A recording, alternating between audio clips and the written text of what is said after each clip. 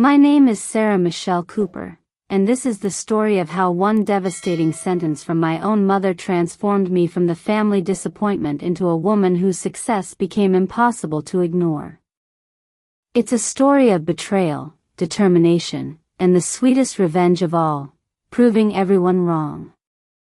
I grew up in Maple Grove, a picturesque suburb of Minneapolis, Minnesota, where perfectly manicured lawns stretched like green carpets between colonial-style houses worth $500,000 each.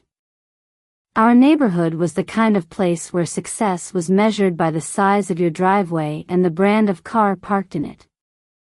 My family lived in a sprawling two-story house on Elm Street, complete with a white picket fence that my father, Robert Cooper, repainted every spring like clockwork. Dad worked as a senior partner at Morrison & Associates, one of the most prestigious law firms in downtown Minneapolis. He was the kind of man who wore three-piece suits even on Saturdays, spoke in measured sentences, and expected excellence from everyone around him. His corner office on the 47th floor overlooked the Mississippi River, and he made sure everyone knew it. Mom, Patricia Cooper, was a former beauty queen turned real estate agent who sold luxury homes to the Minneapolis elite. She still looked stunning at 48, with her platinum blonde hair always perfectly styled and her designer clothes chosen to make other women envious. Then there was my older brother, Michael, the golden child who could do no wrong. At 26, he was everything my parents had dreamed of: Harvard Law graduate, junior associate at Dad's firm, engaged to Amanda Wellington, daughter of a federal judge. Michael had Dad's sharp features and Mom's charisma, standing 6 feet tall with the kind of confident smile that made people trust him instantly. He lived in a downtown Minneapolis loft that cost more per month than most people's annual salaries. And then there was me, Sarah, the 23-year-old disappointment who couldn't seem to get anything right. Where Michael was tall and commanding, I was average height with mousy brown hair that refused to hold a curl. Where he excelled at everything academic, I struggled through college with barely passing grades. Where he charmed everyone he met, I was awkward in social situations and preferred books to parties. After graduating from the University of Minnesota with a degree in English literature, a useless degree, as Dad frequently reminded me, I was working at Chapter's bookstore in the Mall of America, making $12.50 an hour and living in a studio apartment in St. Paul that smelled perpetually of the Chinese restaurant below. The contrast between Michael's success and my perceived failures was a constant source of tension in our family. Every family dinner became an opportunity for my parents to celebrate Michael's latest achievement while pointedly asking when I planned to get serious about my life. Every holiday gathering turned into a showcase for Michael and Amanda's picture-perfect relationship while I sat alone, fielding questions about why I wasn't dating anyone suitable. But nothing, absolutely nothing, prepared me for what happened on the night of October 15, 2019. It was a Tuesday, and I had stopped by my parents' house after work to drop off a birthday gift for Dad. I was wearing my Chapter's uniform, black slacks and a forest green polo shirt with the store logo, and carrying a wrapped copy of The Art of War that I'd bought with my employee discount. I thought Dad might appreciate the strategic insights, maybe even see it as evidence that I was thinking about business concepts. I used my key to enter through the front door, calling out, "Hello," as I stepped into the marble-floored foyer. The house smelled like Mom's expensive Chanel perfume and the vanilla candles she burned in every room. Crystal chandeliers cast warm light over the cream-colored walls decorated with family photos, most of them featuring Michael's various accomplishments. His high school graduation, his college acceptance letter, his law school diploma, his engagement announcement. I appeared in maybe a quarter of the photos, usually standing slightly apart from the family group with an uncertain smile. I heard voices coming from the living room and followed the sound, expecting to find my parents watching the evening news or discussing Dad's latest case. Instead, I found them in deep conversation with Dr. Margaret Harrison, our family physician and Mom's longtime friend from their country club days. Dr. Harrison was a distinguished woman in her early 60s, with silver hair and the kind of bedside manner that made patients feel instantly comfortable. She'd been our family doctor since I was 12, through every minor illness and annual checkup.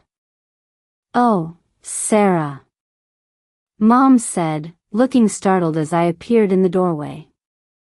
"I didn't hear you come in." "I used my key," I replied, holding up the wrapped book. "I brought Dad's birthday present." "How thoughtful," Dr. Harrison said warmly. "Your parents were just telling me about Michael's promotion. Senior associate at such a young age, remarkable achievement." I forced a smile.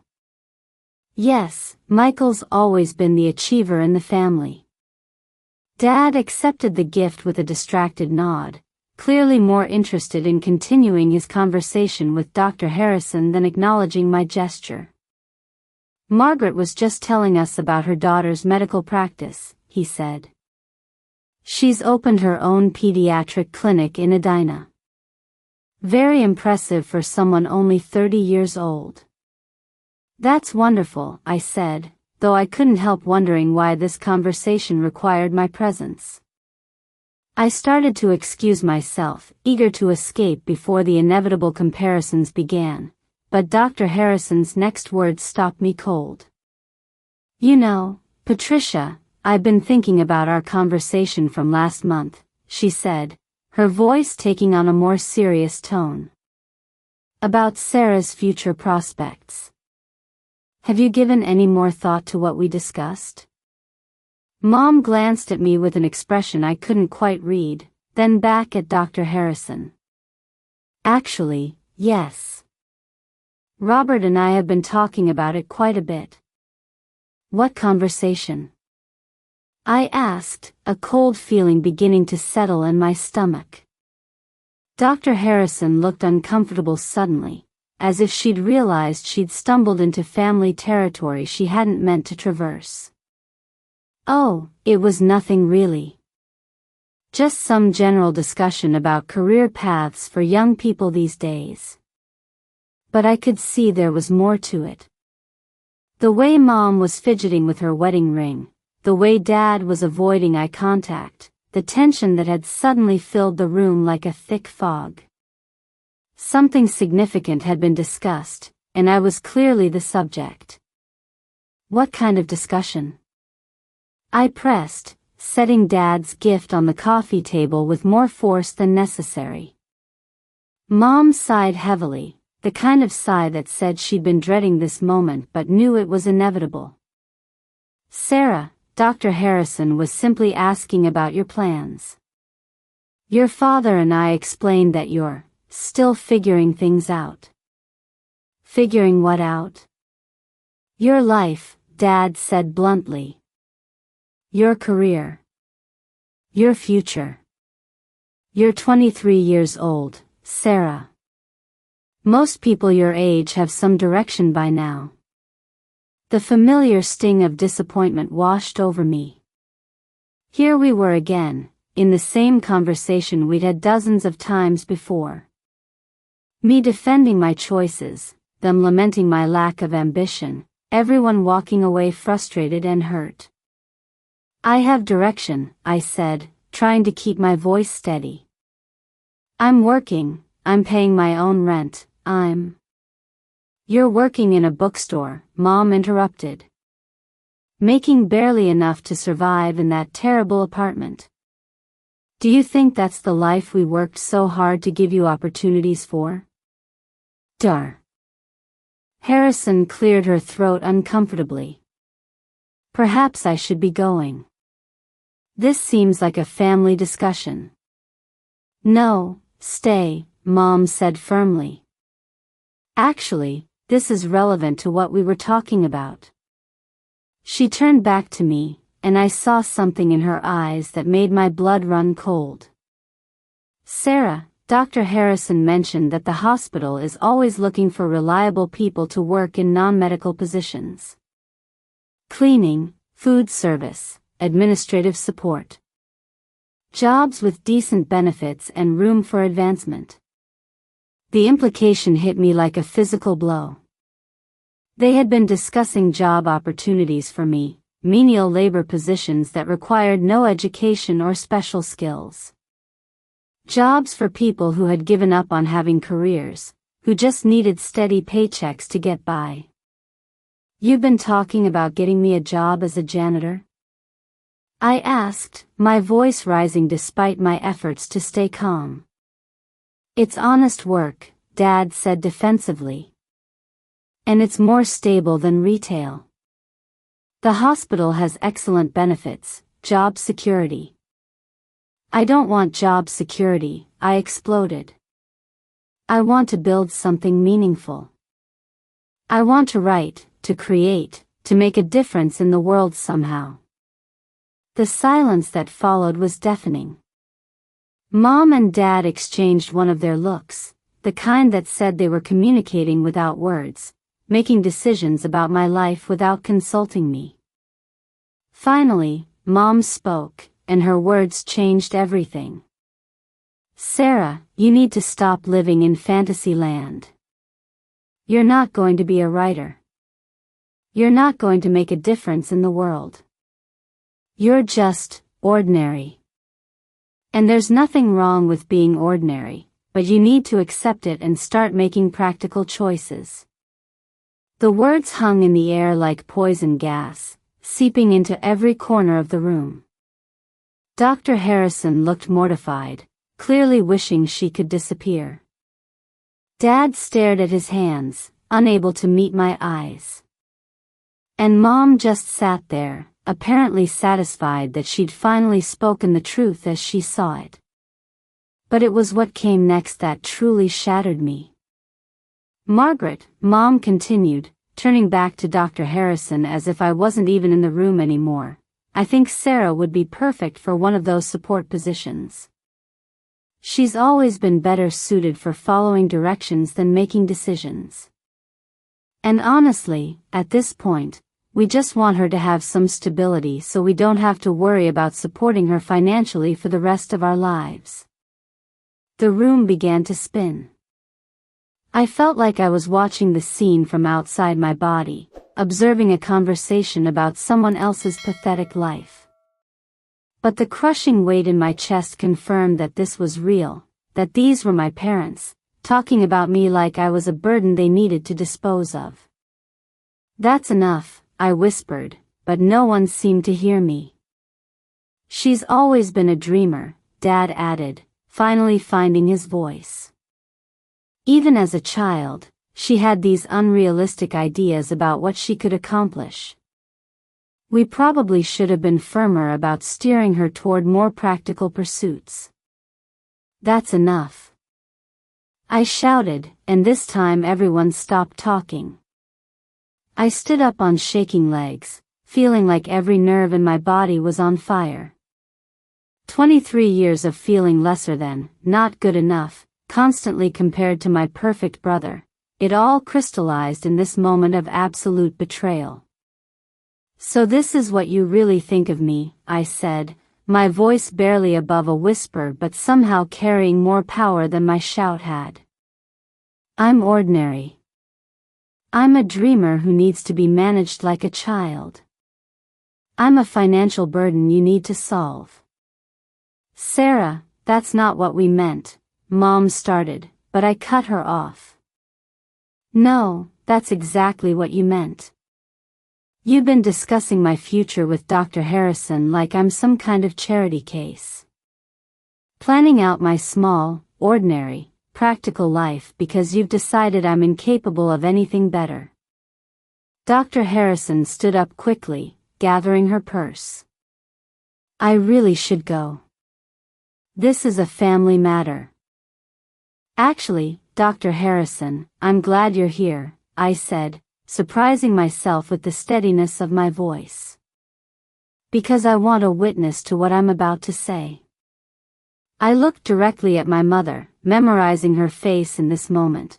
The perfectly applied makeup, the designer blouse, the expression of mild annoyance as if I was being unreasonably dramatic. Mom, I will never forget what you said tonight. Never. You think I'm ordinary? You think I'm incapable of making a difference? You think my dreams are fantasies that need to be crushed for my own good? I paused, feeling something inside me crystallize into unbreakable resolve. I'm going to prove you so wrong that you'll spend the rest of your life regretting this conversation. I'm going to build something so extraordinary, so successful, so undeniably impressive that you'll have to acknowledge how completely you misjudged me. And when that day comes, and it will come, you're going to remember this night and realize that you destroyed any chance of being part of my success. Mom's face had gone pale, but she raised her chin defiantly. Sarah, you're being dramatic. All we want is for you to be realistic. Realistic? I laughed, but there was no humor in it. You want me to be realistic? Here's some reality for you. I'm done. Done seeking your approval, done trying to measure up to Michael, done letting you make me feel small. From this moment on, I'm building my own life, my own success, my own definition of what's possible. I turned to leave, then stopped at the doorway for one final statement. And when I do make it, when I'm successful beyond your wildest imagination, don't you dare try to take credit for motivating me. This isn't inspiration, Mom. This is abandonment. And I'll remember that too. I walked out of that house with nothing but the clothes on my back and a broken heart that was somehow, paradoxically, filled with more determination than I'd ever felt in my life. I didn't take Dad's birthday gift, let him have his art of war. I was about to start my own war, and I didn't need ancient Chinese strategy to win it. The drive back to my studio apartment was a blur of tears and rage and planning. By the time I parked my beat-up Honda Civic in the narrow alley behind my building, I had made 3 life-changing decisions. First, I would never ask my parents for help again, no matter how desperate my circumstances became. Second, I would channel every ounce of pain and humiliation into building something extraordinary. And third, I would document every step of my journey so that when success finally came, there would be no question about who deserved the credit. That night, sitting on my second-hand couch in my tiny apartment with its peeling wallpaper and drafty windows, I opened my laptop and began to write. Not the novel I'd been half-heartedly working on, not the short stories I submitted to literary magazines that never responded, but a business plan. A roadmap to success that would prove once and for all that Sarah Cooper was anything but ordinary. I had no idea that night how dramatically my life was about to change, or how the words my mother spoke in anger would become the foundation of an empire that would transform not just my life, but the lives of thousands of others. All I knew was that I had been pushed beyond my breaking point, and instead of shattering, I had discovered something unbreakable inside myself. The war for my worth had begun, and I intended to win. The weeks following that devastating conversation passed in a haze of determination and desperate planning. I threw myself into research with the intensity of someone whose life depended on it, because in many ways, it did. I had burned bridges with my family, walking away from their conditional love and financial safety net. Now I had to prove that my faith in myself was justified, or face the crushing reality that maybe they had been right about me all along. My studio apartment became a war room. I covered the walls with printouts of business plans, market research, and inspirational quotes from successful entrepreneurs. The small dining table I'd bought at a garage sale became my desk, covered with notebooks filled with ideas, legal pads with financial projections, and my laptop that ran on determination and prayer since it was older than my college career. I had exactly $1,247 in my checking account, $500 in savings, and a credit card with a $2,000 limit that I'd never used. Not exactly venture capital, but it was mine, earned through months of selling books to tourists and mall shoppers who barely noticed I existed. Every dollar represented hours of standing behind that counter, smiling at customers who treated me like furniture, pretending I didn't hear my coworkers discussing their weekend plans while I worked double shifts to pay rent. The first business idea I seriously considered was freelance editing. I had always been good with words, and my English literature degree had to be worth something, right? I spent 3 days crafting the perfect profile for various freelancing websites, highlighting my education and promising quick turnarounds and competitive rates. Then I waited for clients to discover my services. And waited. And waited. After 2 weeks, I had received exactly 3 inquiries, 2 from people offering to pay me in exposure, and 1 from a self-published romance novelist who wanted me to edit her 400-page manuscript for $50. $50 for weeks of work. It was insulting, but I was desperate enough to consider it seriously before realizing that accepting such low pay would only trap me in a cycle of undervaluing my own skills. The second idea was tutoring. Surely there were struggling students in Minneapolis who needed help with writing and literature. I created flyers on my ancient computer, printed them at the local library for 10 cents each, and posted them on community bulletin boards throughout the city.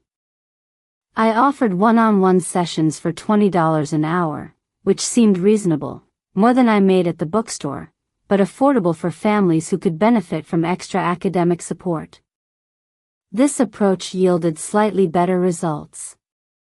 I managed to attract 3 regular clients, a high school sophomore struggling with essay writing, a college freshman who needed help analyzing Shakespeare, and an adult learner working toward her GED.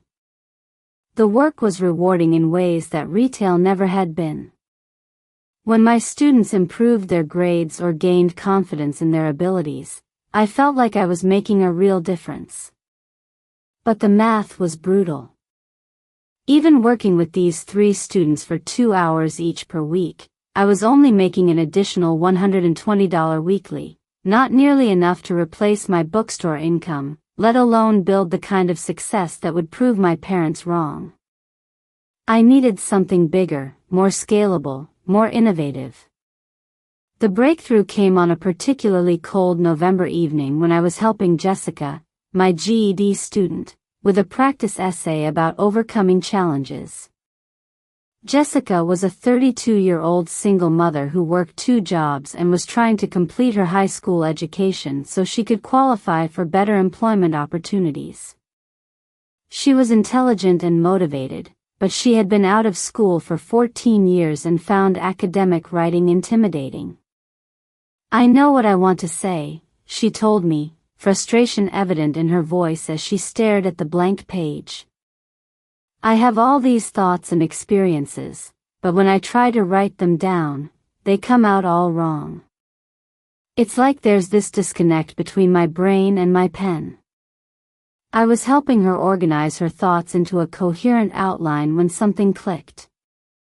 Jessica wasn't lacking intelligence or insight, she just needed a bridge between her ideas and academic expectations. She needed someone who could translate her natural voice into the formal language that test scorers expected, while preserving the authenticity and power of her personal experience. That night, after Jessica left my apartment with a completed essay draft that she felt proud of, I stayed up until 3 a.m. researching online education markets. What I discovered was revolutionary.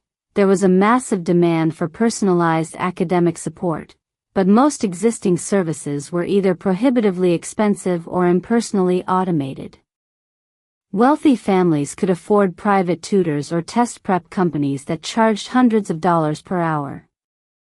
Working-class students like Jessica were left with generic study guides and overcrowded community college courses that didn't address their individual needs. But what if there was a middle ground? What if technology could make personalized education support accessible to students across all economic backgrounds? What if someone could create an online platform that combined the effectiveness of one-on-one tutoring with the affordability and scalability of digital delivery? I spent the next week developing what would become EduBridge, an online platform that would offer personalized academic coaching at a fraction of traditional tutoring costs. The concept was elegantly simple. Students would submit writing assignments or academic challenges through the platform, receive detailed feedback and guidance from qualified coaches within 24 hours, and have access to follow-up support until they mastered the concepts. Unlike existing tutoring services that required expensive real-time sessions, EduBridge would operate asynchronously. Students could submit work at any time, coaches could provide feedback during their optimal hours, and the platform would facilitate unlimited revisions and clarifications. This model would allow us to serve students across time zones while keeping costs low and quality high. The financial projections were exciting. If I could attract just 100 students paying $39 per month for unlimited coaching support, that would generate $3,900 in monthly recurring revenue. With 500 students, it would be $19,500 per month. The scalability was theoretically unlimited. The platform could serve thousands of students simultaneously without requiring proportional increases in overhead costs. But first, I needed to build it. I had exactly zero experience in web development, software design, or online business operations. My laptop could barely run Microsoft Word without overheating, let alone support the kind of sophisticated platform I was envisioning. I had no business network, no technical skills, and no capital for hiring developers or designers. What I did have was desperation, determination, and a library card. The Minneapolis Central Library became my second home. Every day after my shift at Chapters, I would catch the bus downtown and spend 4 to 6 hours in the computer lab, teaching myself everything I needed to know about building an online business. I checked out every book they had on web development, digital marketing, and entrepreneurship. I watched hundreds of hours of YouTube tutorials on HTML, CSS, and basic programming concepts. I took notes until my hand cramped, photocopied resources I couldn't afford to buy, and slowly began to understand the technical requirements for bringing my vision to life. The learning curve was brutal. Concepts that seemed straightforward in theory became impossibly complex when I tried to implement them. I spent an entire weekend trying to center a text box on a web page, nearly throwing my laptop across the room in frustration when the code that worked in tutorials somehow failed on my screen. I cried actual tears the first time I successfully created a contact form that could send emails, and then cried again when I realized that making it look professional would require dozens of additional hours of work. But slowly, painfully, incrementally, I began to make progress. I learned to break complex problems into smaller, manageable tasks.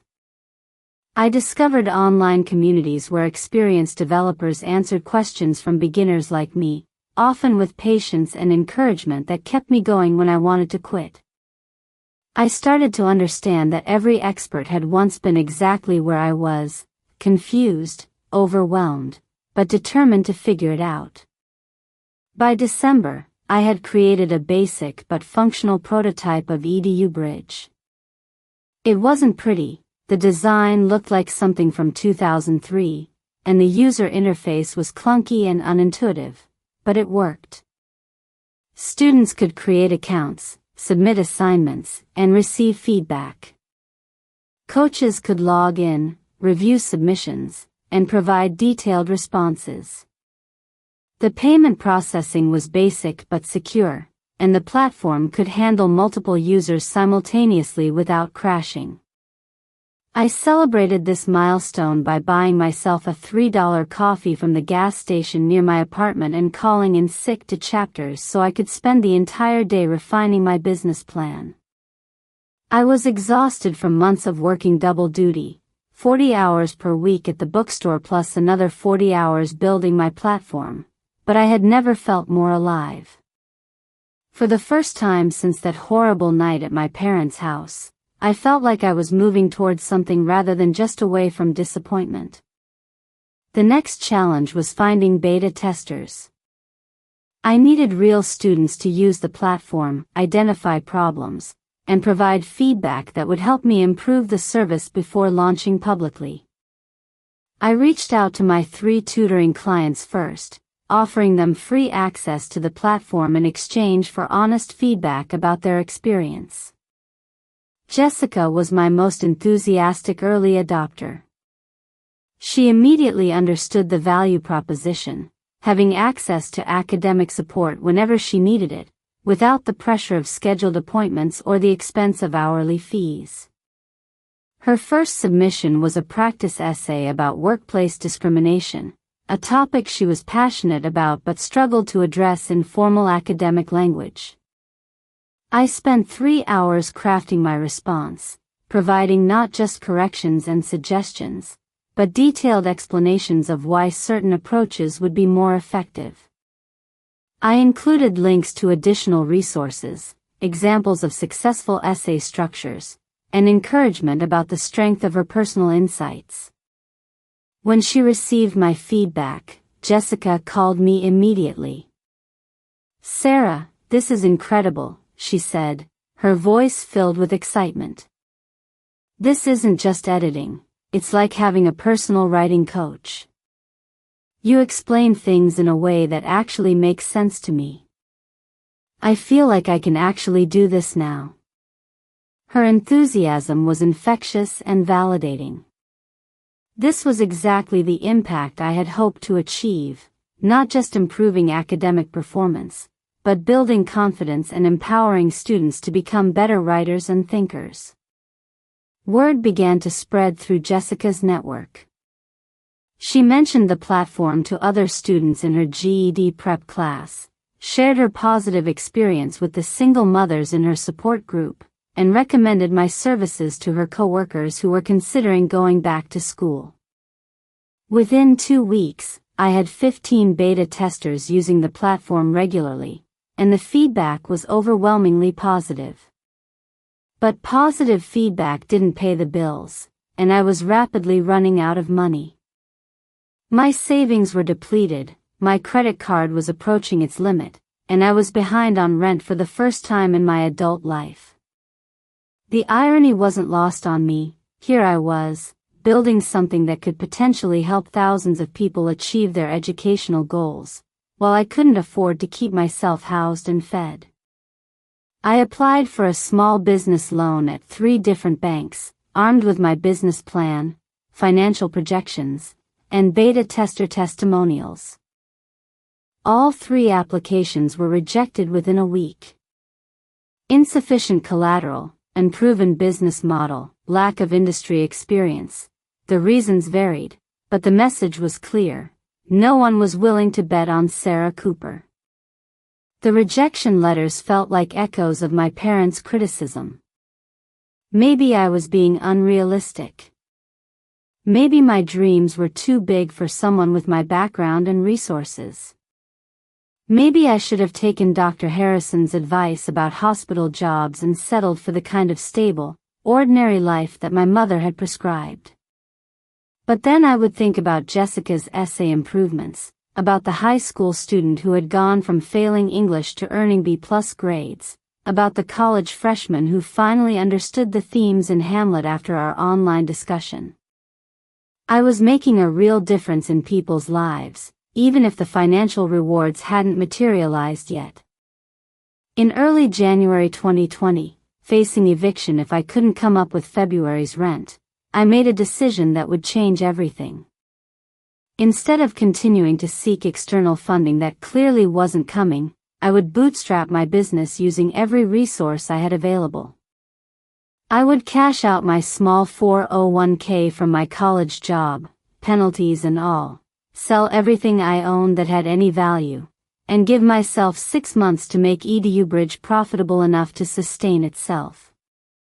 It was a terrifying gamble, but it was my gamble to make. I spent a weekend methodically going through my possessions, identifying anything that could be converted to cash. My television, my collection of first edition books, my jewelry from high school graduation, my nice winter coat, everything went on eBay or Facebook Marketplace. I felt like I was dismantling my old life piece by piece, but each sale brought me closer to the runway I needed to make my business work. The 401k withdrawal yielded $3,200 after penalties, giving me enough to cover rent for 3 months and invest in essential upgrades to the platform. I used part of the money to hire a freelance designer who could make EduBridge look professional, and another portion to purchase proper web hosting that could handle increased traffic as the business grew. But the most important investment I made was in myself. I enrolled in an online course about digital marketing and customer acquisition, learning how to reach potential customers through social media advertising, content marketing, and search engine optimization. I discovered that building a great product was only half the challenge. The other half was making sure the right people knew it existed. By February, I was ready to launch EduBridge publicly. I had a professional-looking website, a streamlined user experience, and a growing group of satisfied beta testers who were willing to serve as references for new customers. I had testimonials, case studies, and a clear value proposition that differentiated my service from existing competitors. The official launch date was February 14, 2020, Valentine's Day. I chose it deliberately, partly because I thought it would be memorable, but mostly because I was ready to fall in love with my own life again. At midnight, I pushed the website live and sent announcement emails to everyone in my network. Then I sat in my tiny apartment, refreshing the registration page every few minutes, waiting to see if anyone would actually pay for what I had built. The first customer signed up at 2:47 a.m. A college student in Oregon who needed help with research papers. By morning, there were 12 registrations. By the end of the week, 43 students had created accounts and submitted their first assignments for feedback. The work was intense. I was essentially running a 24/7 academic support service single-handedly, responding to submissions from students across the country who were working on everything from high school history essays to graduate school thesis proposals. I rarely slept more than 4 hours consecutively, grabbing naps between coaching sessions and living on coffee and granola bars. But I had never been happier. Every submission was a puzzle to solve, every improvement in a student's writing was a victory to celebrate. Every testimonial was validation that I was building something meaningful. When a first-generation college student wrote to tell me that my feedback had helped her pass a crucial writing course, or when a returning adult learner credited EduBridge with giving her the confidence to pursue her teaching degree, I felt like I was changing the world one essay at a time. The growth was steady but modest throughout the spring. By April, I had 127 regular subscribers generating about $5,000 in monthly recurring revenue. It was enough to cover my basic living expenses and reinvest in platform improvements, but it wasn't the kind of dramatic success that would impress skeptics or silence critics. Then the pandemic hit, and everything changed. When schools across the country shut down in March 2020, suddenly millions of students were thrust into remote learning environments they weren't prepared for. Parents who had never homeschooled were trying to support their children's education while managing their own work-from-home challenges. Students were struggling with online platforms, missing the immediate feedback and support they got from in-person teachers, and falling behind in their coursework. EduBridge was perfectly positioned to address these challenges. Our asynchronous model meant that students could get help with their assignments regardless of their school schedule or technical difficulties. Our affordable pricing made academic support accessible to families who were facing economic uncertainty. Our personalized approach provided the individual attention that was missing from hastily implemented online learning systems. Within 2 weeks of the initial lockdowns, my subscriber base doubled. Within a month, it had tripled. By May, I was serving over 1,000 students across 47 states, generating more than $30,000 in monthly revenue. The platform that I had built in my tiny apartment with no technical background was suddenly helping families across America navigate one of the most challenging educational disruptions in modern history. But success brought new challenges. I couldn't handle the volume of submissions by myself anymore. I was working 18-hour days and still falling behind on response times. Students were waiting 48 to 72 hours for feedback that I had promised within 24 hours. The quality of my coaching was suffering from exhaustion, and I was starting to make mistakes that could damage the reputation I had worked so hard to build.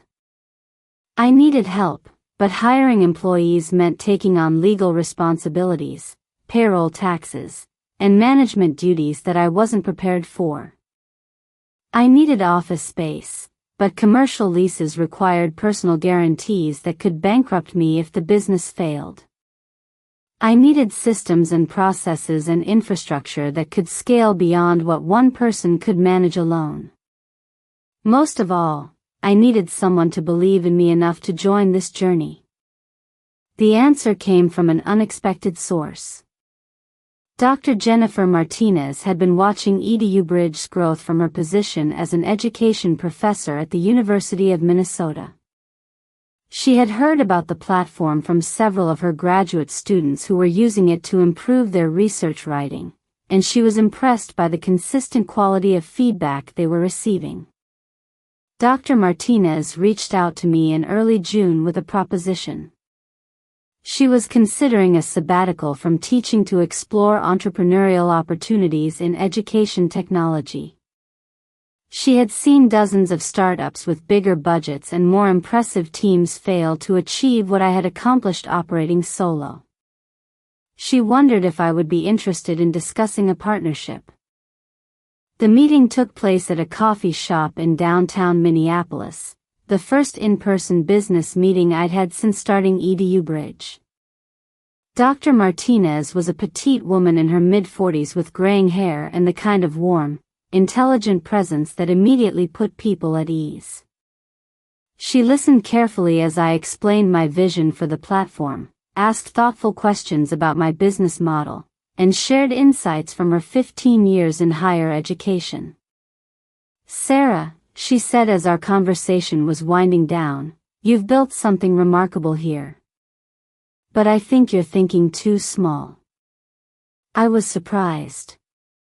EduBridge was already growing faster than I had ever imagined possible. How could my vision be too small? "You're focused on individual students getting help with specific assignments," she continued. "But what you've really created is a scalable solution to one of the biggest problems in education, the lack of personalized feedback and support. This platform could serve entire school districts, corporate training programs, professional development courses. The market opportunity is enormous." She was right.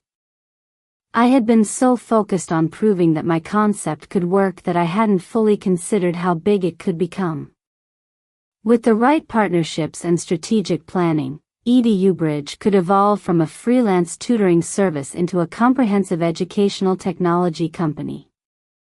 Dr. Martinez proposed joining EduBridge as Chief Academic Officer, bringing her expertise in curriculum development, teacher training, and institutional relationships. In exchange for a 35% equity stake in the company, she would help me expand our team of coaches, develop corporate partnerships, and navigate the complex regulatory environment of educational services. It was the first time anyone with real credentials had wanted to bet their career on my vision.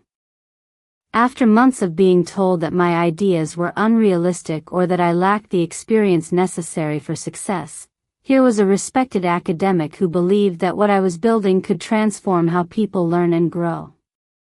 I said yes before she finished explaining the terms. With Dr. Martinez's partnership secured, everything accelerated. We hired 12 experienced educators as part-time coaches, allowing us to handle the increasing volume of submissions while maintaining our commitment to high-quality, personalized feedback.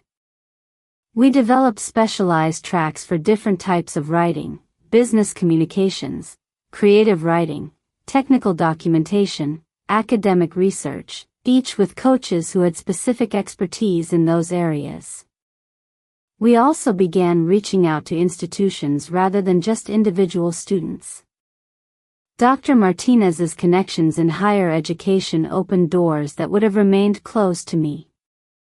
We signed our first corporate client in August, a Minneapolis-based healthcare company that wanted to improve their employees' professional writing skills. The contract was worth $15,000 per month and validated our ability to serve organizational clients as well as individual learners.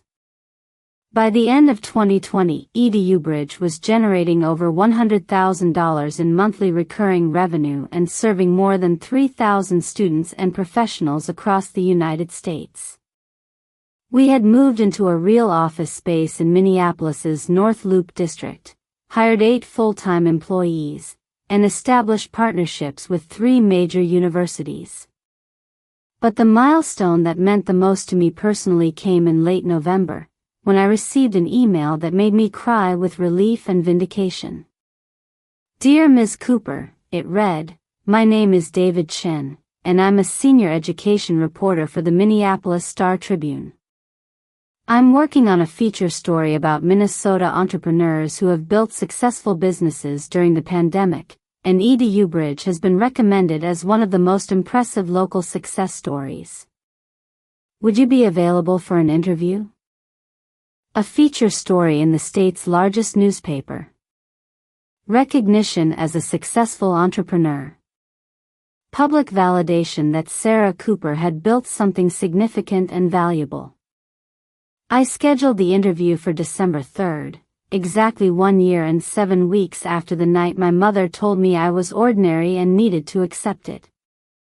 The Minneapolis Star-Tribune interview was scheduled for 10 a.m. on a crisp December morning that felt charged with possibility. I had spent hours preparing, not because I was unsure about my business or my story, but because I wanted to represent EduBridge and its mission with the professionalism and clarity they deserved. This wasn't just about me anymore. I was speaking for every coach we employed, every student we served, and every person who had ever been told their dreams were too big for their circumstances.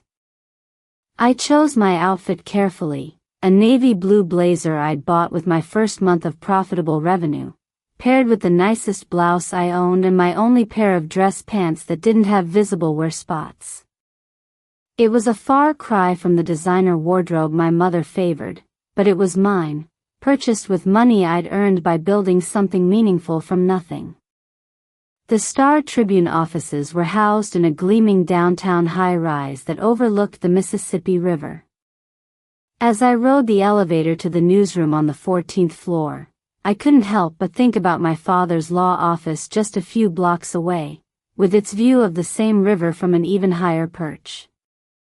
For years, I had visited that office as a child, impressed by the mahogany furniture and framed diplomas that announced his professional success to everyone who entered. Now I was creating my own professional story, one that didn't require inherited connections or conventional credentials. David Shin turned out to be a thoughtful journalist in his early 30s who had been covering the education beat for 5 years. He led me to a small conference room with floor-to-ceiling windows that offered a panoramic view of Minneapolis's downtown district.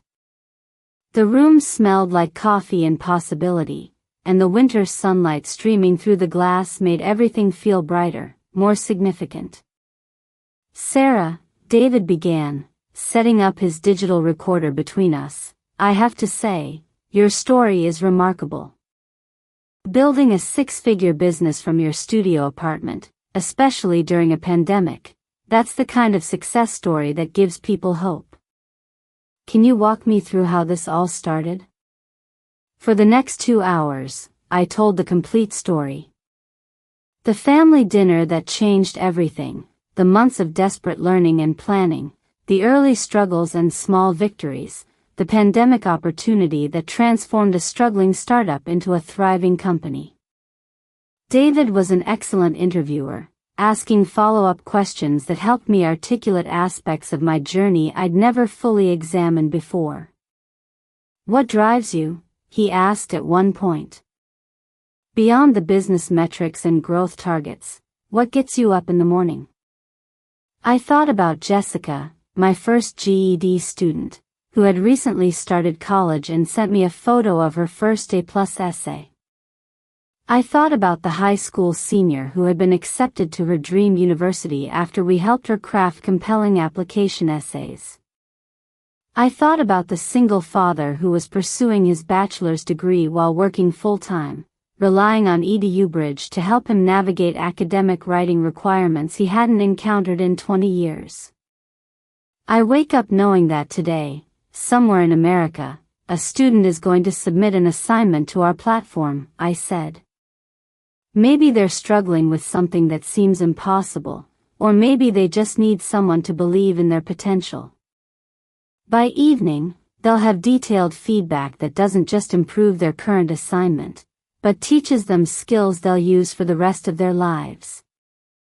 That opportunity to impact someone's educational journey, to help them become a better thinker and communicator, that's what drives everything else. David nodded, scribbling notes even though the conversation was being recorded. "Your parents must be incredibly proud of what you've accomplished." The question hit me like a physical blow, even though I should have expected it.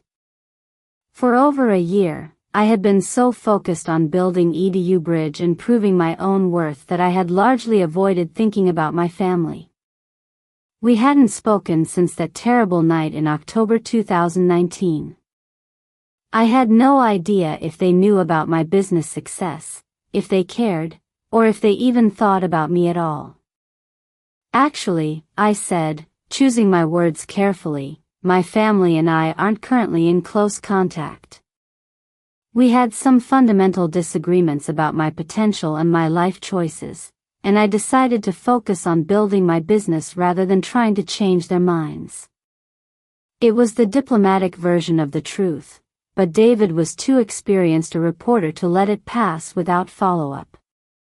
That must have been difficult, especially during the early stages when you were taking such big risks. Did you have other support systems? Dr. Jennifer Martinez, my business partner, has been incredibly supportive, I said. And honestly, the students and families we serve have become like an extended community. When you're helping people achieve their educational goals, you become part of their success stories, and they become part of yours. David continued asking questions about our business model, our expansion plans, and the broader trends in education technology. We discussed the challenges of scaling a service-based business, the importance of maintaining quality while growing rapidly, and my vision for EduBridge's future. The conversation felt natural and energizing. It was the first time I'd had the opportunity to share my entrepreneurial journey with someone who understood the broader context of business development and economic impact. As the interview was winding down, David asked one final question that would prove to be prophetic. "Sarah, if this article generates significant attention for EduBridge, and I suspect it will, are you prepared for that level of visibility? Success can bring unexpected challenges and opportunities." I laughed, feeling confident about our systems and our team's ability to handle growth. We've been scaling pretty rapidly for the past year, so I think we're ready for whatever comes next. The beautiful thing about our platform is that it's designed to handle increased demand efficiently. More students just means more opportunities to make a positive impact. The article was published on Sunday, December 13th, under the headline, "From Ordinary to Extraordinary: How a Minneapolis Woman Built a Six-Figure Education Business in Her Apartment." David had crafted a compelling narrative that captured both the personal struggles and professional achievements of my journey. He highlighted specific student success stories, included quotes from Dr. Martinez about our innovative approach to personalized learning, and positioned EduBridge as an example of how entrepreneurial thinking could address real social needs. But what I hadn't anticipated was how widely the story would be shared. By Monday morning, the article had been picked up by several national business publications, shared thousands of times on social media, and mentioned in 3 different entrepreneurship podcasts. My email inbox was flooded with interview requests, partnership inquiries, and messages from readers who were inspired by the story. More importantly, our website traffic increased by 400% overnight, and we received over 500 new student registrations within 48 hours. The phone in our office rang constantly with inquiries from potential corporate clients, academic institutions interested in partnerships, and individual students who wanted to join our platform. The attention was overwhelming but exhilarating. For someone who had been dismissed as ordinary and unrealistic, seeing my story celebrated as an example of innovation and determination felt like the sweetest possible vindication. Every interview request, every new registration, every positive comment on social media was evidence that I had built something valuable and important. But the response that mattered most came on Tuesday evening, in the form of a phone call from a number I hadn't seen in over a year. "Sarah?" The voice was hesitant, uncertain. It's your mother." I was in my office, working late to handle the influx of new business generated by the article. Dr. Martinez and our team were fielding partnership inquiries and onboarding new coaches to handle the increased demand. The energy in our office was electric. Everyone could feel that we were experiencing a breakthrough moment. "Hi, Mom," I said, my voice carefully neutral.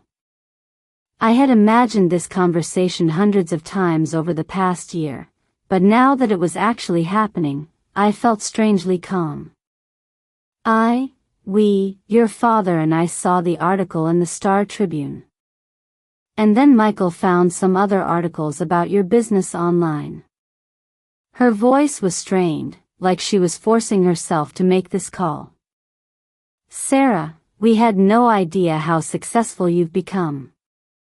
"No," I agreed. "You wouldn't have known, since we haven't spoken." There was a long pause. I could hear familiar background sounds, the grandfather clock in their living room, the television news program they watched every evening, the comfortable rhythms of the life I had once been part of. "Can we see you?" Mom asked finally. "Your father and we think we owe you an apology. We'd like to talk." Part of me wanted to say no, to protect the peace and confidence I had built over the past 14 months. I had created a life where my worth wasn't constantly questioned, where my dreams were supported rather than dismissed, where I was valued for what I could contribute rather than judged for failing to meet others' expectations. But another part of me, the part that had spent 23 years seeking their approval and recognition, was curious to see how this conversation would unfold. "All right," I said. "But not at the house. Let's meet somewhere neutral." We arranged to meet at Café Latte in St. Paul, a comfortable coffee shop halfway between our locations. The meeting was scheduled for Saturday afternoon, giving us both time to prepare for what promised to be a difficult conversation. I spent the rest of the week processing my emotions about seeing my parents again. The anger I had carried for so long had evolved into something more complex, disappointment mixed with sadness, but also a kind of protective detachment. I had built a life that didn't require their validation, which meant their opinions could no longer devastate me the way they once had. Saturday arrived gray and cold, with the kind of Minnesota winter weather that makes indoor gatherings feel precious and necessary. I arrived at Café Latte 15 minutes early, choosing a corner table where we could have privacy for what was likely to be an emotional conversation. The cafe was busy with the weekend crowd, families with children, college students with laptops, couples sharing pastries and quiet conversations. My parents arrived exactly on time, looking older than I remembered but still carrying themselves with the practiced confidence of successful professionals. Mom was wearing a camel-colored coat that probably cost more than I had spent on clothing in the past year, and Dad wore his weekend uniform of khakis and a button-down shirt under a navy blazer. They looked around the cafe uncertainly before spotting me in the corner. The initial greetings were awkward, filled with the kind of stilted politeness usually reserved for distant acquaintances. We ordered coffee and pastries, making small talk about the weather and the cafe's atmosphere while avoiding the real reason we were there. Finally, Dad cleared his throat and began the conversation we had all come to have. "Sarah, your mother and I have spent a lot of time thinking about our last conversation. About the things we said, and the way we said them. We owe you a sincere apology." I nodded, waiting for him to continue.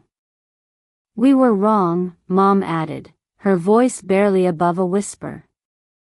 "Wrong about your potential, wrong about what you could accomplish, wrong about what success looks like. When we saw that article, when we realized what you've built, we realized how badly we misjudged you." The apology was more direct than I had expected, but it felt incomplete somehow. Like they were apologizing for being factually incorrect rather than for the emotional damage they had caused.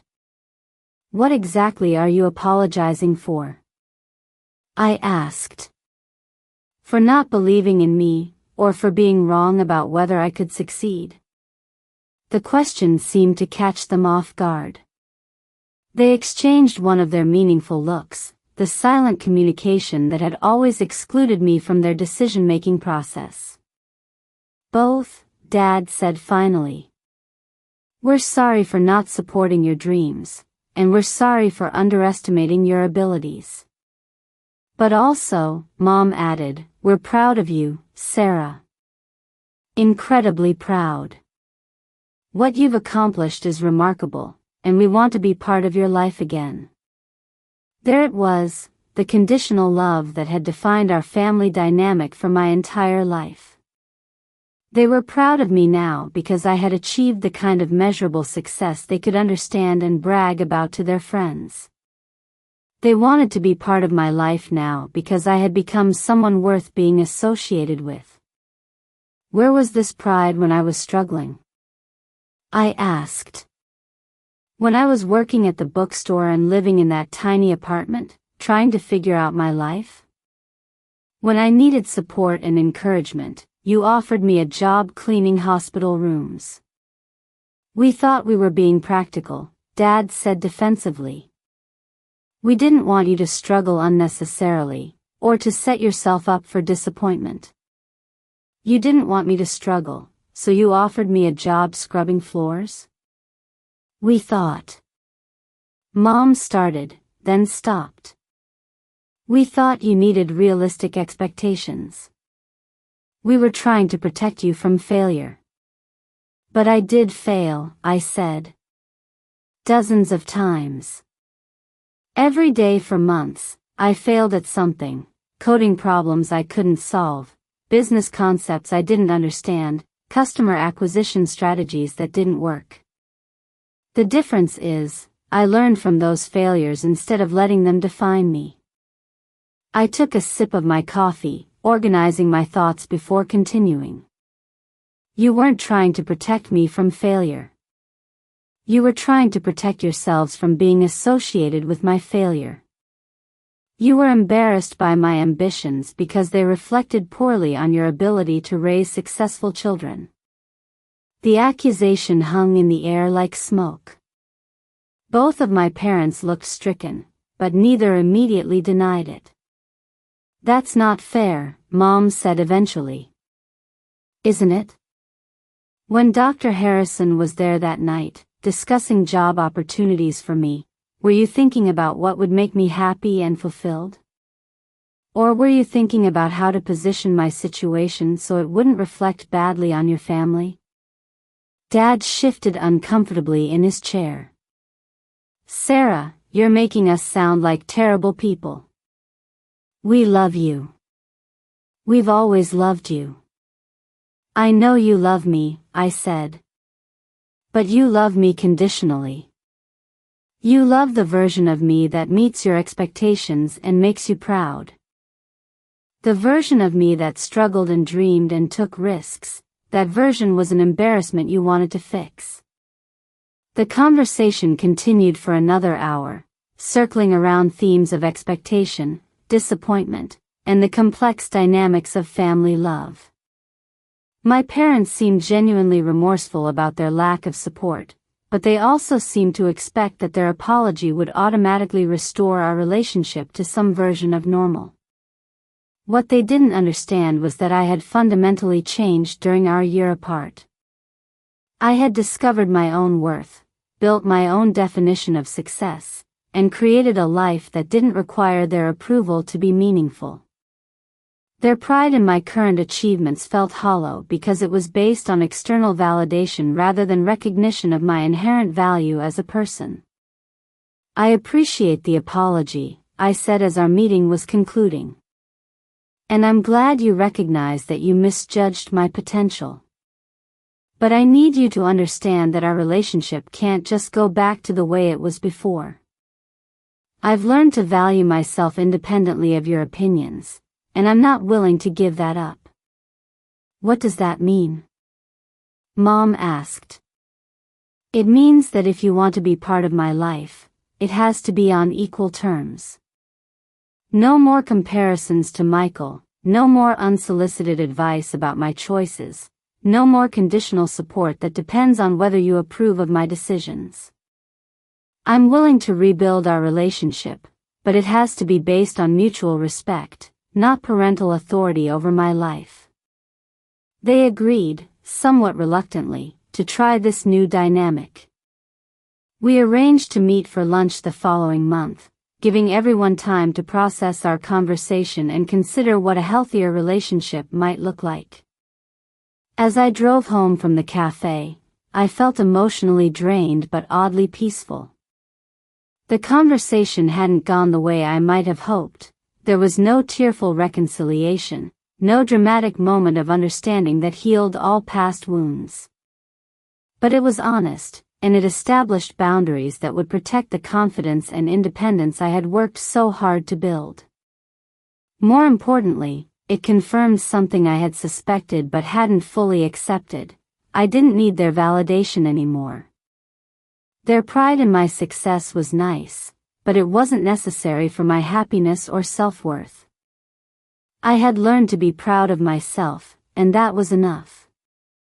The following week brought even more recognition for EduBridge. I was invited to speak at a Minneapolis Chamber of Commerce event about entrepreneurship in education technology. A local business journal wanted to feature us in their 40 Under 40 annual issue highlighting young leaders making an impact in Minnesota. 3 different universities reached out about potential partnerships to provide writing support for their students. But the opportunity that excited me most came from an unexpected source. The National Association of Secondary School Principals had seen the Star Tribune article and wanted to invite me to speak at their annual conference in March. They were looking for innovative examples of how technology could support student learning, and EduBridge's model of personalized, affordable academic coaching was exactly the kind of solution they wanted to highlight. The invitation represented everything I had hoped to achieve when I started this journey. I would be speaking to education leaders from across the country about a platform I had built in my apartment, sharing strategies that could help thousands of schools better serve their students.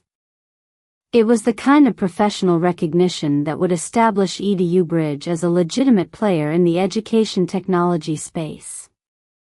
It was also the kind of achievement that would be impossible for anyone, including my family, to dismiss as lucky or insignificant. I accepted the invitation immediately, already imagining how it would feel to stand on that conference stage, representing not just my company but everyone who had ever been told their dreams were too ambitious for their circumstances. Every word of that presentation would be proof that ordinary people could build extraordinary things when they refused to accept others' limitations on their potential. As 2020 came to a close, I reflected on the year that had transformed my life so completely. 12 months earlier, I had been Sarah Cooper, the disappointing daughter who worked in retail and lived in a studio apartment.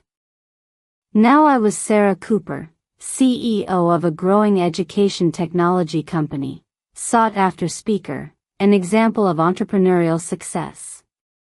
But the external recognition, while gratifying, wasn't what mattered most. What mattered was that I had proven to myself that my mother was wrong about me. I wasn't ordinary. I wasn't limited by practical considerations or conventional expectations. I was capable of building something meaningful, something that made a difference in people's lives, something that reflected my values and my vision for how the world could be better. The girl who had been told to accept her place in life had created her own place instead. And it was exactly where she belonged. The National Association of Secondary School Principals Conference was held in Nashville, Tennessee, in March 2021. As my plane descended toward Nashville International Airport, I pressed my face to the small window and marveled at how far I had traveled, not just geographically, but professionally and personally, since that devastating night when my mother had dismissed my dreams as unrealistic fantasies. The conference venue was the sprawling Gaylord Opryland Resort, a massive complex of gardens, atriums, and conference facilities that hosted over 3,000 school principals, superintendents, and education policy makers from across America. Walking through the lobby with my speaker badge and rolling my modest suitcase behind me, I felt simultaneously overwhelmed by the scope of the event and energized by the opportunity it represented. My presentation was scheduled for Thursday afternoon in the main auditorium, a cavernous space with theater-style seating for 800 people. The title of my talk was Scaling Personalized Learning: How Technology Can Bridge the Gap Between Individual Needs and Institutional Constraints. It was a mouthful of education jargon, but it accurately described what EduBridge had accomplished and why it mattered to the people in that audience. I had spent weeks preparing for this presentation, crafting slides that told the story of our platform while providing actionable insights that principals could implement in their own schools. I wanted to balance the personal narrative, the journey from bookstore employee to education entrepreneur, with concrete data about student outcomes and institutional benefits. The morning of my presentation, I woke up at 5 a.m. with a mixture of excitement and terror coursing through my veins. This was the largest audience I had ever addressed, and the most professionally significant speaking opportunity of my career. In a few hours, I would be standing in front of the people who shaped educational policy and practice across America, representing not just EduBridge but the entire concept of accessible, personalized academic support. I ordered room service coffee and spent an hour reviewing my slides one final time, practicing the transitions between sections and memorizing the key statistics I wanted to emphasize. Student retention rates had improved by 23% among schools that incorporated our platform into their writing curriculum. Assignment completion rates increased by 31% when students had access to personalized feedback within 24 hours. Most importantly, student confidence in their academic abilities showed measurable improvement after just 6 weeks of using EduBridge. But statistics alone wouldn't capture the real impact of what we had built. I needed to tell stories that would help these education leaders understand why personalized feedback mattered, how it changed not just academic performance but students' fundamental relationship with learning. At 2 p.m., I made my way to the auditorium. The stage was intimidating, a vast expanse of polished floor with professional lighting and multiple cameras for live streaming to principals who couldn't attend in person. A podium with a microphone stood center stage, flanked by 2 large screens that would display my presentation slides. As audience members filed into the auditorium, I waited in the wings with Dr. Angela Rodriguez, the conference coordinator who would introduce me. She was a veteran educator who had spent 20 years as a principal before moving into association leadership, and her calm presence helped steady my nerves. "Sarah," she said, adjusting my lapel microphone, "you're going to be fantastic. These people need to hear what you've accomplished." There are principals in that audience who are desperate for solutions to help their struggling students, and you've built exactly what they need. At 2:15, Dr. Rodriguez walked onto the stage to introduce me. I watched from the wings as she outlined my background, EduBridge's growth trajectory, and the significance of our approach to personalized learning. Then she said the words that would forever change how I thought about my professional identity. "Ladies and gentlemen, please join me in welcoming one of the most innovative voices in education technology today, Sarah Cooper, CEO and founder of EduBridge." The applause was warm and sustained as I walked onto that stage. For a moment, looking out at 800 educators who had dedicated their careers to student success, I felt overwhelmed by the responsibility of representing their hopes for better solutions and more effective tools. Then I began to speak, and everything else fell away. 2 years ago, I said, my voice carrying clearly through the auditorium's sound system, I was working at a bookstore for $12.50 an hour, living in a studio apartment, and being told by my own family that my dreams of making a difference in education were unrealistic fantasies. Today, I'm here to tell you that sometimes the most unrealistic dreams are just dreams that haven't found the right person to believe in them yet. I told them about Jessica, my first GED student, and how helping her organize her thoughts into compelling essays had revealed the gap between individual potential and institutional support.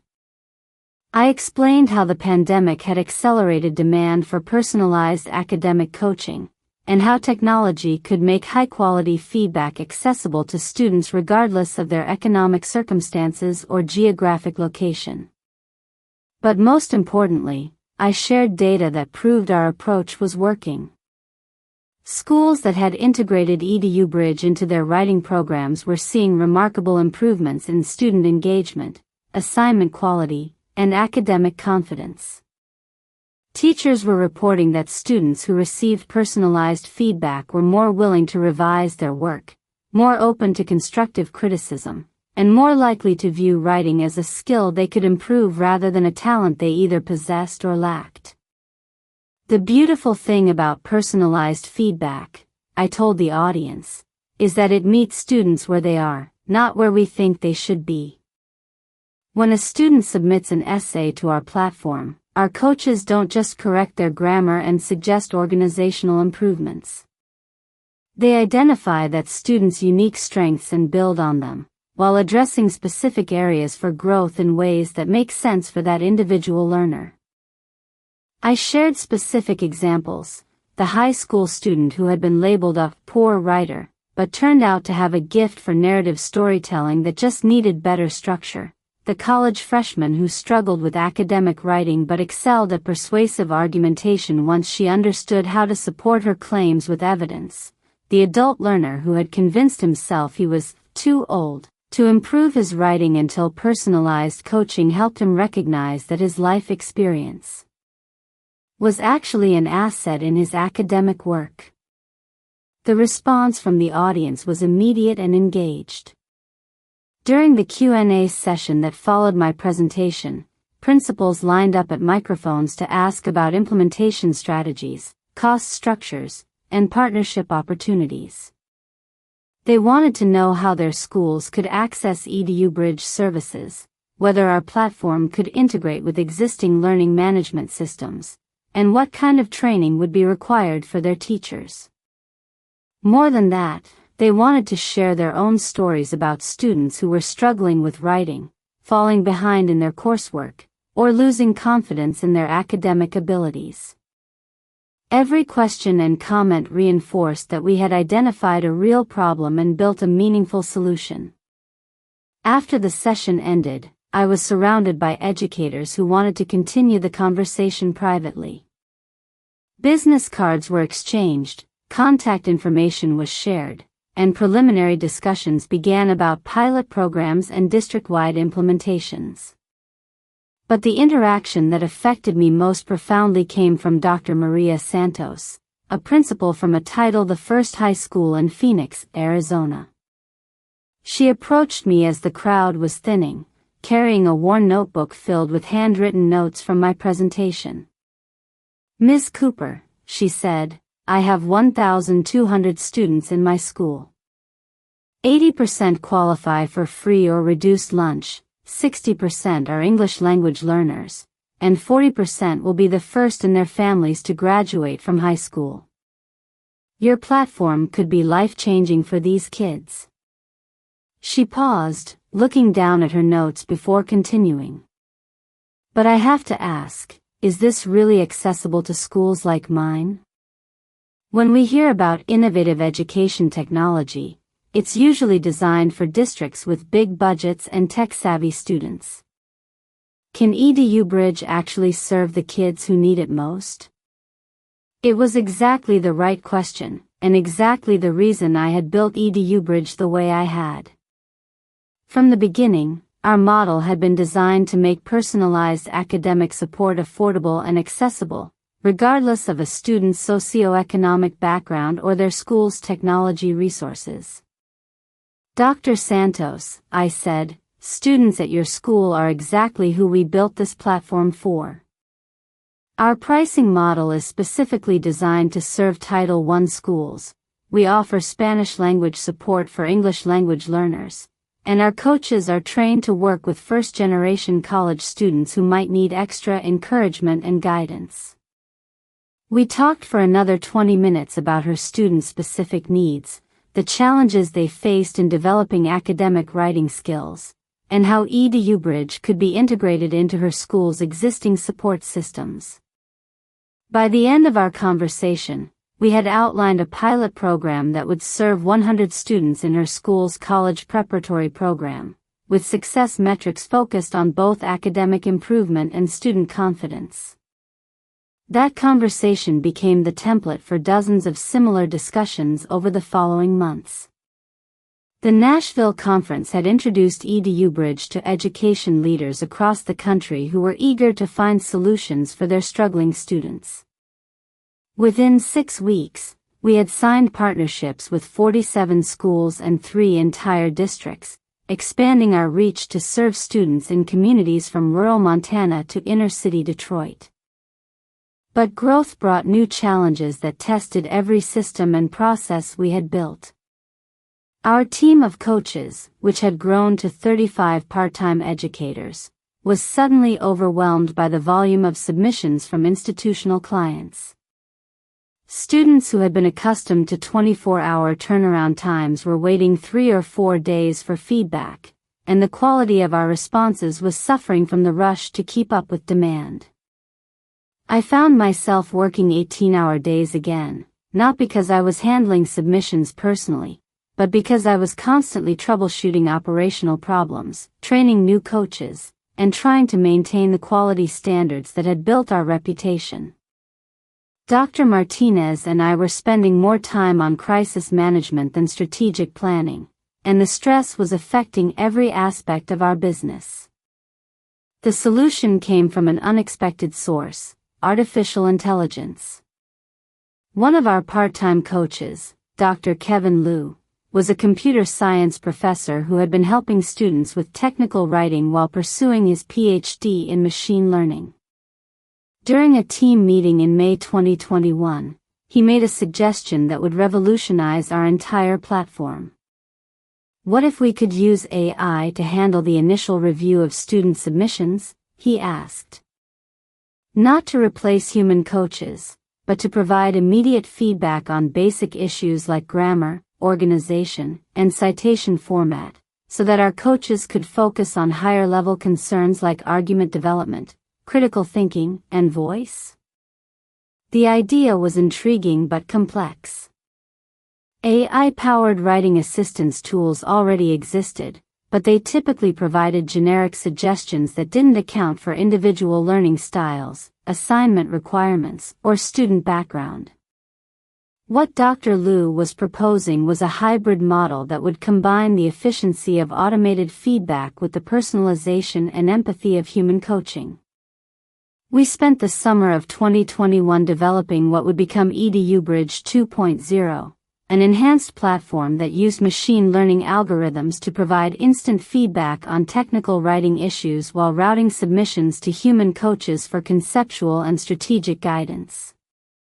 The AI component could identify common problems like unclear thesis statements, weak paragraph transitions, and inadequate evidence, flagging these issues for students to address before their work was reviewed by human coaches. This approach dramatically improved our efficiency without sacrificing quality. Students received immediate feedback on basic writing mechanics, allowing them to make corrections and resubmit their work for more sophisticated analysis. Coaches could focus their time and expertise on helping students develop ideas, strengthen arguments, and find their authentic voice as writers. The beta testing results were remarkable. Student satisfaction scores increased because they were receiving more comprehensive feedback more quickly. Coach satisfaction improved because they were spending time on the intellectually engaging aspects of writing instruction rather than repetitive error correction. Our operational capacity doubled without requiring proportional increases in staffing. But the most significant impact was on student learning outcomes.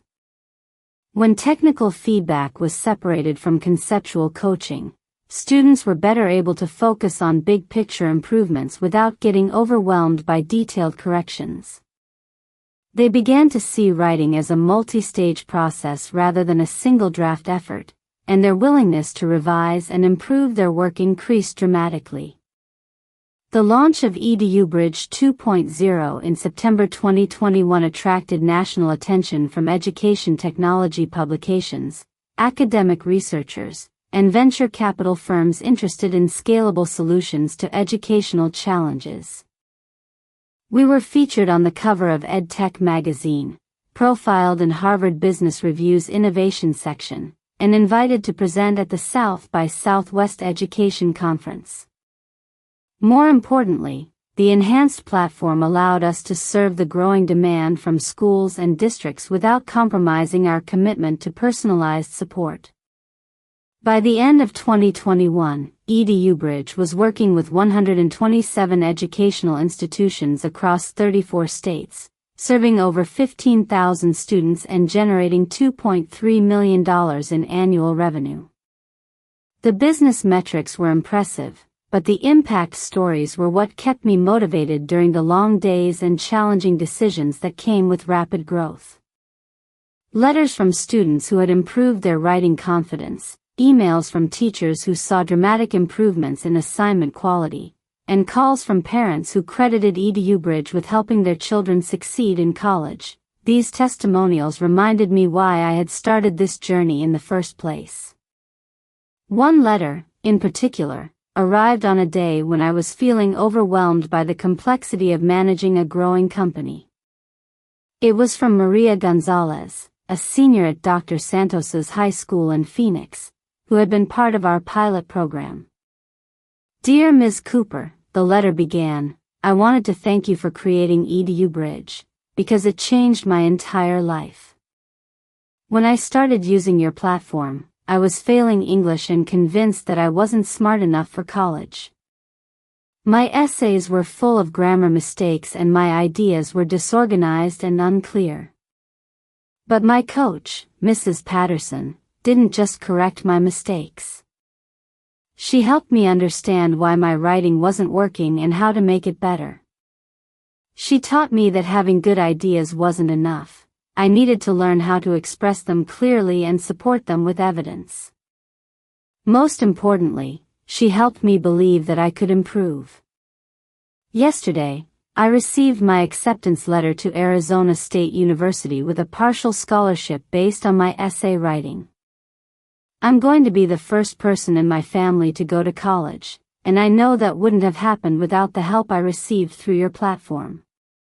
Thank you for believing that students like me deserve personalized support and encouragement. You changed my future. I kept that letter framed on my office wall as a reminder of why EduBridge mattered beyond the business metrics and growth targets. Every feature we developed, every partnership we established, every operational decision we made was ultimately about creating more opportunities for students like Maria to discover their potential and achieve their goals. As 2021 drew to a close, I reflected on how dramatically my life had changed since that devastating night at my parents' house 2 years earlier. The woman who had been told she was ordinary and needed to accept practical limitations had built a company that was transforming how thousands of students learned to write and think. But the achievement that meant the most to me wasn't the revenue growth or the media attention or the speaking opportunities. It was the knowledge that I had created something that mattered, something that made a real difference in people's lives, something that reflected my deepest values about education, opportunity, and human potential. The girl who had been dismissed as a dreamer had built a platform for turning dreams into reality. And she was just getting started. The invitation that would change everything arrived via email on a Tuesday morning in January 2022. I was reviewing coach feedback reports and drinking my third cup of coffee when my assistant, Rebecca, knocked on my office door with an expression that suggested this was more significant than our usual daily correspondence. "Sarah, you need to see this immediately," she said, holding her laptop open to display an email with the subject line, "Speaking Opportunity, TED Conference 2022. My heart stopped. TED conferences were the gold standard for thought leadership, attracting global audiences and featuring speakers whose ideas were considered worthy of worldwide attention. A TED Talk was the kind of platform that could amplify EduBridge's mission to millions of people while establishing me as a recognized expert in education innovation. The email was from Dr. Patricia Williams, TED's head of education programming, who had seen my presentation at the Secondary Principals Conference and followed EduBridge's growth throughout 2021. She was inviting me to speak at TED 2022 in Vancouver about the intersection of technology, personalization, and educational equity. "We're particularly interested in your unique perspective as someone who has experienced educational dismissal personally and then built a solution that addresses that problem systematically," the email explained. Your story embodies the kind of transformative thinking that TED audiences need to hear. The conference was scheduled for April, giving me 3 months to prepare what would undoubtedly be the most important 18 minutes of my professional life. TED Talks were viewed by millions of people online, translated into dozens of languages, and shared across social media platforms worldwide. This was an opportunity to share EduBridge's mission with a global audience while inspiring other educators and entrepreneurs to think differently about personalized learning. I accepted the invitation immediately, then spent the rest of the day in a state of excited panic about the magnitude of the opportunity one had just committed to. Preparing for a TED Talk was unlike any other presentation I had ever developed.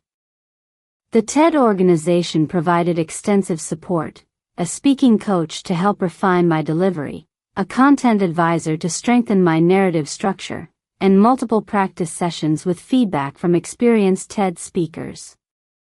But the core message had to come from me, and it needed to be both personally authentic and universally applicable. I spent weeks crafting and refining my talk, which I titled The Power of Believing in Ordinary People. The presentation would weave together my personal story of family dismissal and entrepreneurial triumph with broader insights about how educational institutions could better serve students who didn't fit conventional success profiles. The central argument was that every student had extraordinary potential that could be unlocked with the right combination of personalized support, high expectations, and genuine belief in their capabilities. Too often, educational systems wrote off students who didn't demonstrate immediate academic success, creating self-fulfilling prophecies of underachievement that limited human potential on a massive scale. When we tell students they're ordinary, I plan to say, we're not describing their limitations, we're describing the limitations of our imagination. As the conference approached, media attention around my upcoming TED appearance began to build. Education Week published a profile about my journey from bookstore employee to education entrepreneur. The Wall Street Journal featured EduBridge in an article about companies using AI to democratize educational support. Harvard Business School invited me to guest lecture about scaling mission-driven startups. But the attention that mattered most came from an unexpected source, my brother Michael. Sarah? It's Michael. The call came on a Thursday evening in March, just 3 weeks before the TED conference.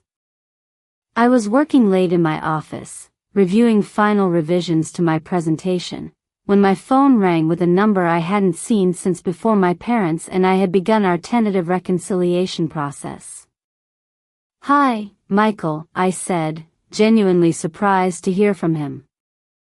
Since our coffee shop conversation with our parents over a year earlier, our family relationships had remained cordial but distant. We exchanged holiday cards and attended the same birthday dinners, but we hadn't developed any meaningful sibling connection as adults. "I've been following your success," he said, his voice carrying an emotion I couldn't quite identify. "The TED Talk, the business growth, all of it. I wanted to call and tell you how incredibly proud I am of what you've accomplished." "Thank you," I replied, unsure where this conversation was heading. "But I also wanted to apologize," he continued. "For all the years when I didn't stand up for you, when I let Mom and Dad treat you like you were less capable than me, when I benefited from being the favorite without questioning whether that was fair to you." The apology caught me completely off guard. I had spent so much time processing my relationship with our parents that I hadn't fully considered how the family dynamics had affected my relationship with Michael. He had been the golden child, the standard I was always measured against, the son who could do no wrong. But he had also been a young person navigating family expectations and trying to find his own way in the world. "Michael, you don't need to apologize for being successful," I said. Yes, I do, he insisted. Because my success came at your expense. Every time Mom and Dad praised my achievements, they were implicitly criticizing yours. Every time they invested in my opportunities, they were choosing not to invest in yours. I knew it was happening, and I never said anything because it benefited me. We talked for over an hour that night, finally having the honest conversation we should have had years earlier. Michael shared his own struggles with family pressure and the burden of being expected to represent the family's success. I explained how his achievements had made me feel invisible and inadequate, even though I knew he wasn't responsible for our parents' choices. The ironic thing, Michael said as our conversation was ending, is that what you've built is so much more impressive than anything I've accomplished. I followed a conventional path. Good grades, prestigious school, family business. You created something entirely new that's helping thousands of people. You're the real success story in our family. The reconciliation with Michael felt different from the complicated process I had gone through with our parents. It was genuine, mutual, and based on adult recognition of past dynamics rather than conditional acceptance of current achievements. For the first time since childhood, I felt like I had a real relationship with my brother rather than just a series of obligatory family interactions. 3 weeks later, I stood on the red circular carpet at the Vancouver Convention Center, looking out at an audience of 1,500 people who had gathered to hear ideas worth spreading. The TED stage was smaller than I had expected, but the energy in the room was electric.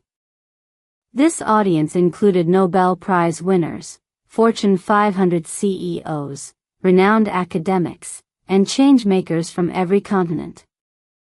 As the countdown reached 0 and the spotlight focused on me, I thought about the journey that had brought me to this moment.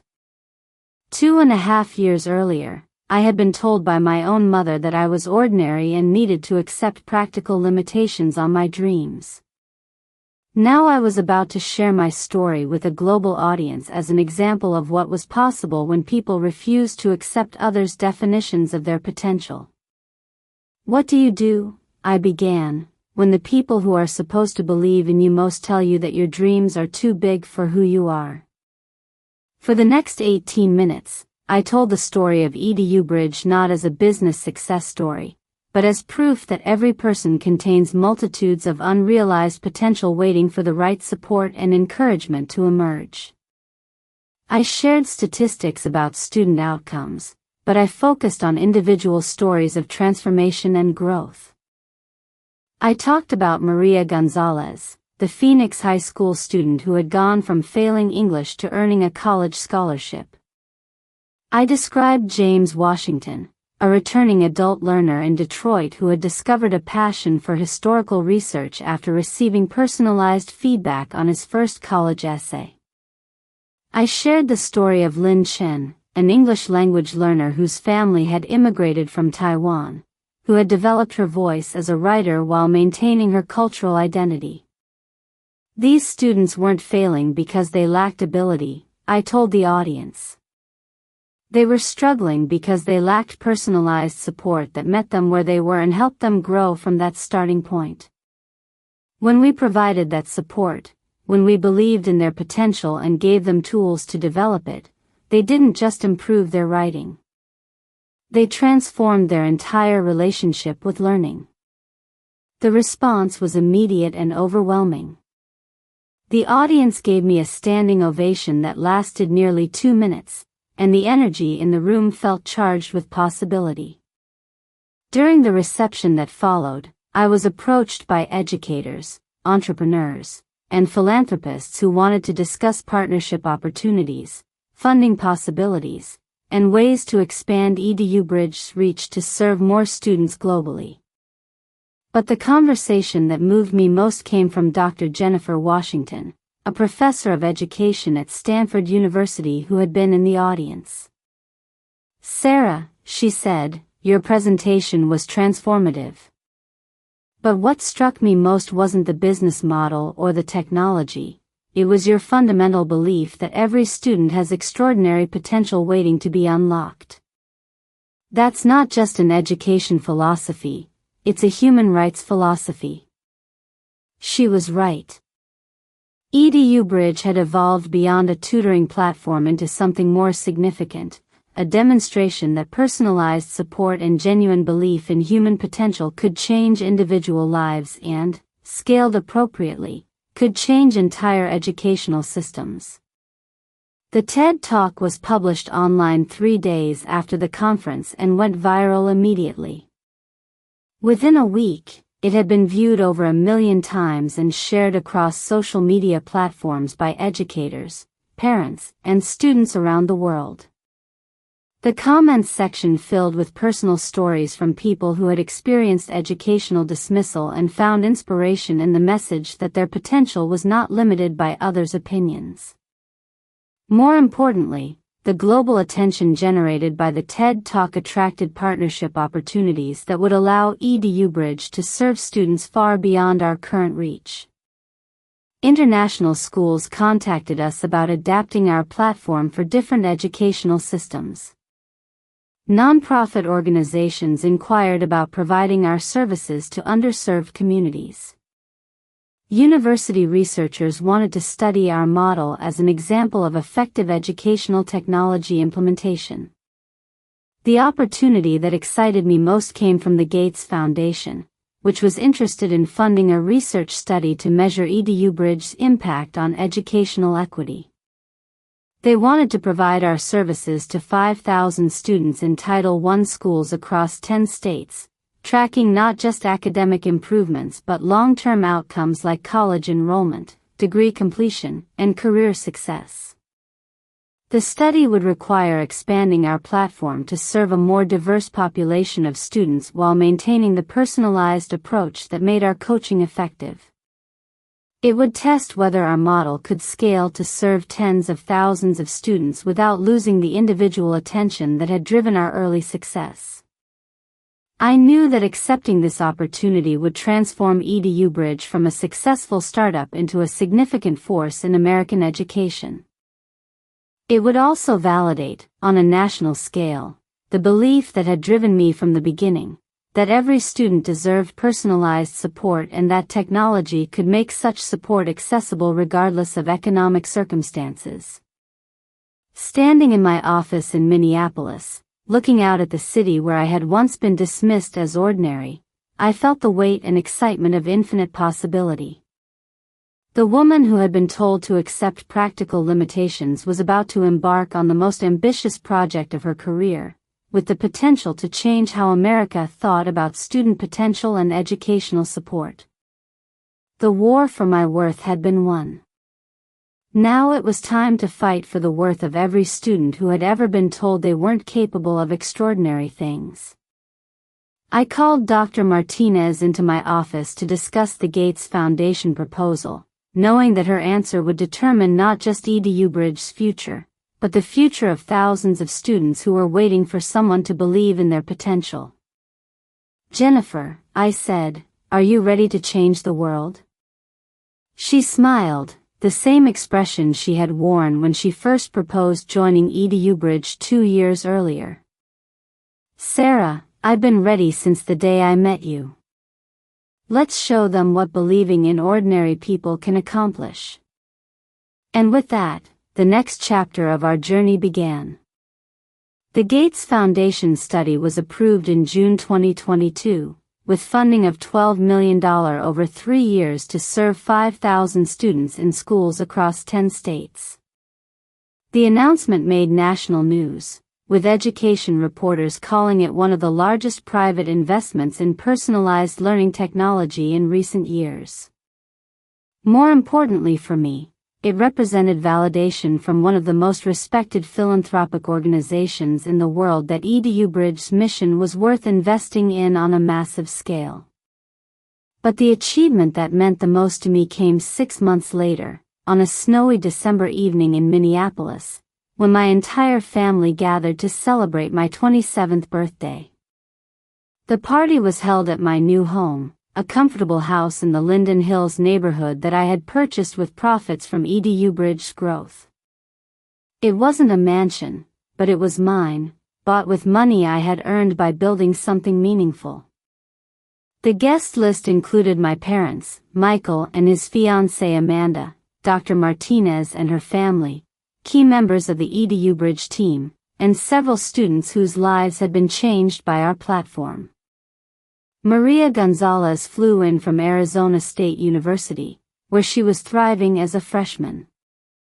James Washington drove up from Detroit with his wife and children. Lin Chen joined us via video call from Taiwan, where she was completing her master's degree in international relations.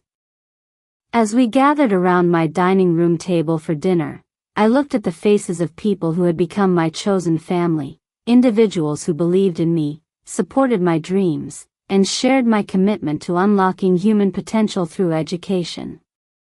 Some were relatives by birth, others were colleagues who had become friends, and still others were students who had taught me as much as I had taught them. My mother, who 3 years earlier had told me I was ordinary and needed to accept practical limitations, raised her glass for a toast. "Sarah," she said, her voice filled with genuine emotion, "you have taught our entire family what it means to believe in the impossible. When you were struggling, we failed to see your potential. When you were dreaming, we failed to support your vision. But you didn't let our failure define your worth or limit your possibilities." She paused, looking around the table at the diverse group of people who had gathered to celebrate not just my birthday but the mission we shared. "Tonight, surrounded by the students whose lives you've changed and the colleagues who share your vision, I finally understand what you were trying to tell us that night 3 years ago. You weren't asking us to believe in your dreams, you were trying to teach us to believe in what ordinary people can accomplish when they refuse to accept others' limitations." The toast was followed by applause and several emotional conversations about the journey we had all taken together. But the moment that will stay with me forever came later that evening, when Maria Gonzalez approached me in the kitchen as I was cleaning up after dessert. "Ms. Cooper," she said, "I need to tell you something important." "What's that?" I asked, setting down the plate I was washing. "You saved my life," she said simply. "Not just my education or my college prospects, you saved my life. Before EduBridge, I believed what everyone told me about myself. That I wasn't smart enough, that college wasn't for kids like me, that I should be grateful for whatever opportunities one could get." She wiped away tears before continuing. "But your platform didn't just help me write better essays. It taught me that my thoughts and ideas had value, that I could express them clearly and persuasively, that I had something important to contribute to the world. For the first time in my life, I believed I was extraordinary." That conversation encapsulated everything I had hoped to achieve when I started EduBridge. It wasn't just about improving academic performance or increasing college enrollment rates. It was about helping students discover their own worth, develop confidence in their abilities, and understand that their potential was not limited by their circumstances or others' expectations. As 2022 drew to a close, EduBridge was serving over 20,000 students across 43 states, employing a team of 150 coaches and support staff, and generating annual revenue of $8.4 million. We had been featured in documentaries about educational innovation, studied by academic researchers, and recognized by education policy organizations as a model for scalable personalized learning. But the numbers, impressive as they were, told only part of the story. The real measure of our success was in the thousands of individual stories of students who had discovered their potential, developed their voices, and achieved goals they had once thought impossible. Students like Maria, who was majoring in journalism and planning to become the first bilingual reporter at her local newspaper. Students like James, who had been accepted to graduate school and was writing his thesis on African American labor history. Students like Lynn, who was preparing to work for an international development organization focused on educational equity in developing countries. Each of these students represented the core truth that had driven me from the beginning, that every person contains extraordinary potential waiting for the right support and encouragement to emerge. When we provide that support, when we believe in people's capabilities and give them tools to develop those capabilities, we don't just change individual lives. We change entire communities, entire generations, entire definitions of what's possible. The woman who had been told she was ordinary had spent 5 years proving that ordinary people could accomplish extraordinary things when they refused to accept others' limitations on their potential. But more importantly, she had built a platform that would continue that work long after her own story was complete, helping countless students discover that they too were capable of far more than anyone had ever imagined. The girl who had been dismissed as a dreamer had become the woman who helped others turn their dreams into reality. And in the process, she had learned the most important lesson of all, that the only opinion about your potential that truly matters is your own. As I turned off the lights in my home that night, surrounded by evidence of a life built on my own terms according to my own values, I thought about the words my mother had spoken 3 years earlier. You're just ordinary, and you need to accept it. She had been wrong about me being ordinary. But she had been right about one thing: I did need to accept something. I needed to accept that I was extraordinary, that my dreams were valid, that my potential was unlimited by others' opinions or expectations. And in accepting that truth about myself, I had built something that helped thousands of other people accept the same truth about themselves. The war for my worth was over. The mission to help others discover their own worth had just begun. I'll never forget what my mother said that night 3 years ago, because those words became the foundation of everything I've accomplished since. They taught me that sometimes the people who love us most can still be completely wrong about who we are and what we're capable of. They showed me that other people's limitations are not my limitations, their fears are not my fears, their definitions of realistic are not my definitions of possible. Most importantly, they proved that the sweetest revenge is not proving people wrong about you. It's helping other people prove the world wrong about what ordinary people can accomplish when they refuse to accept ordinary expectations. That night, my mother told me I was ordinary and needed to accept it. Today, I help extraordinary people discover that they were never ordinary at all. They were just waiting for someone to believe in them the way I learned to believe in myself. And that makes all the difference in the world.